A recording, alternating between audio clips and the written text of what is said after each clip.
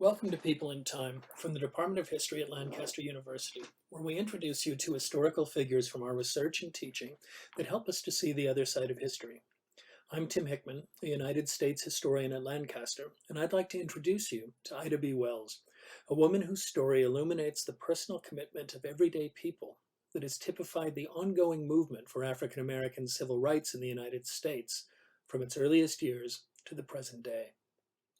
Ida B. Wells was born into slavery on a plantation in Holly Springs, Mississippi on July 16, 1862. When Abraham Lincoln issued the Emancipation Proclamation in 1863, and even more emphatically at the conclusion of the American Civil War in 1865, she and 4 million other African Americans were freed from bondage. They were now the freed people, but they were often not welcomed across the South, and Jim Crow laws proliferated throughout the country. These were racist laws that restricted African American freedom in a variety of ways. Nonetheless, Ida's parents were committed to their children's education, and they made sure that she enrolled at the local liberal arts college for African Americans.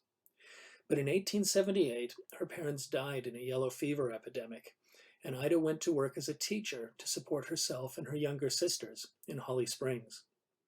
In 1883, she moved to Memphis, Tennessee, where she continued her university education while working as a teacher to support her family. 1 year later, however, after she had been dragged from her seat in the ladies' car of the local railroad and forced to sit in the crowded smoking car with the men because black women weren't allowed to sit in the ladies' car, she launched a lawsuit challenging railroad segregation. The suit failed, but it gave her a reputation within the black community of Memphis as someone particularly skilled at speaking out against racial injustice. Because of this reputation, she was invited to write a column on conditions and concerns of the freed people in a weekly religious newspaper.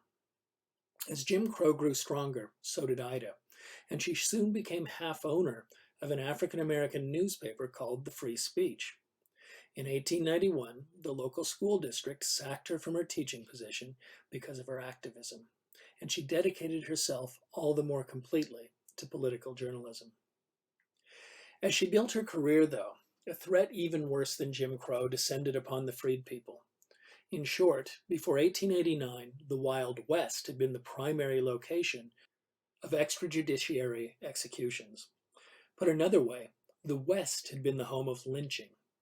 But from 1890, the South took this dubious honor and began what may well be the ugliest chapter of United States history. In 1892, 241 men, women, and children were lynched in a total of 26 states.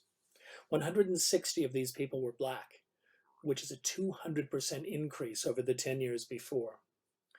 Through the 1890s, the U.S. averaged 138 lynchings per year. 78% of them were of African Americans. Between 1895 and 1907, there were more lynchings than legal executions in the United States, and from 1900 to 1910, 90% of all lynching was of African Americans. Within this context, in March 1892, Ida B. Wells received word that 3 of her friends had been murdered by a Memphis lynch mob. Wells was shocked because she thought that this was something that happened in the backwoods or in the countryside, not in a civilized city like her beloved Memphis. Her shock led her to investigate the situation more generally. 2 months later, on May 21st, she published an editorial that unequivocally condemned lynching. Fortunately, she was in Philadelphia when the article actually came out because the offices of the paper were destroyed and her life was threatened by a group of white men. Her business partner barely escaped with his life. Wells was thus exiled from the South, and she did not return for another 30 years. Her immediate reaction was to publish a pamphlet called Southern Horrors, which was paid for by an African American women's club in New York. This was the opening of her international anti-lynching campaign, which included popular speaking tours of Britain in 1893 and 1894. She conducted her campaign from New York City because her life was at risk if she returned to the South. Wells wasn't working alone, but while many black organizations were concerned with racial violence, most were occupied with questions of civil and political equality. Wells's pamphlet, the first of three that she would write over the next 10 years, thus helped bring lynching to national and international rather than just regional attention. In it, she took on the claims made by the lynch mobs that they were defending the honor of their white women who were allegedly under attack from black rapists. Wells corrected this impression, showing that lynching was a terrorist act against African Americans. She showed that the justification of lynching as an act necessary to stop black brutes from raping Southern women was false, and that it was designed to conceal a racist agenda that sought to keep power in the hands of Southern white men. Though lynching did not end during Wells' lifetime, her campaign had a great deal of success. It brought the issue to a broad international attention, and the rate of increase was significantly reduced during her anti-lynching campaign. In subsequent years, she grew her role as an advocate for racial equality, most notably as a member of the Niagara Group, which laid the groundwork for the National Association for the Advancement of Colored People, the NAACP, which led the fight against Jim Crow all the way through to victory in the 1954 Brown versus Board of Education Supreme Court decision to desegregate the schools. She also became a strong voice for women's suffrage, founding the first Black Women's Suffrage Club. She demanded the vote, not just for black women or for white women, but for all women.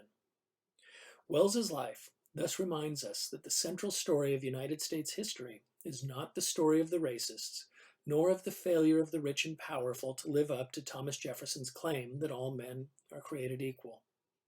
It is rather the story of the resistance, of regular people like Ida B. Wells who refused to give up, who demanded that equality include them as well. In short, Ida B. Wells acted upon her belief that all people are created equal, regardless of race or gender.